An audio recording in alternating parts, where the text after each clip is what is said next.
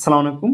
কিছু মানুষ ঘাড়ে ব্যথা প্রতিরোধের জন্য বা ঘাড়ে ব্যথার জন্য একটা কলার ব্যবহার করে, যেটাকে আমরা বলে থাকি সার্ভাইকাল কলার।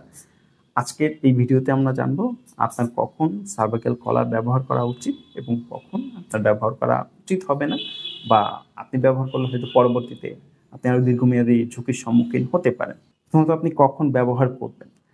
আপনার ঘাড়ে যদি ডিস্কজনিত কোনো সমস্যা থেকে থাকে এবং সেটা যদি অল্প কয়েকদিনের ডিস্কজনিত সমস্যা হয়ে থাকে, এক্ষেত্রে আপনি সার্ভিক্যাল কলার ব্যবহার করতে পারেন।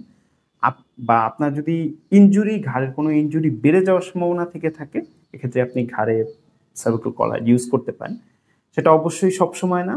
আপনি হয়তো কোনো জার্নি করতেছেন বা আপনাকে হয়তো দীর্ঘ সময় বসে থাকতে হচ্ছে, তখন কেবল আপনি এটা ব্যবহার করতে পারেন। এবং এটা অবশ্যই ব্রেক দিয়ে দীর্ঘ সময় 2 ঘন্টা, 3 ঘন্টা, 4 ঘন্টার জন্য এটা কখনোই ব্যবহার করা উচিত না।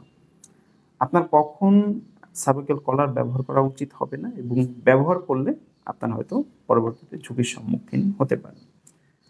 আপনার ঘাড়ে যদি মাংসপেশিজনিত সমস্যা থেকে থাকে, যেমন আপনি হয়তো হঠাৎ ঘুম থেকে উঠে দেখলেন আপনার ঘাড়ে হয়তো ব্যথা হচ্ছে, আপনি কোনো দিকে মুভমেন্ট করতে আপনার সমস্যা হচ্ছে, এক্ষেত্রে সার্ভিক্যাল কলার ব্যবহার না করাই উচিত। কারণ এটি আপনার মাংসপেশিকে আরও দুর্বল করে দিবে এবং শক্ত করে দিবে,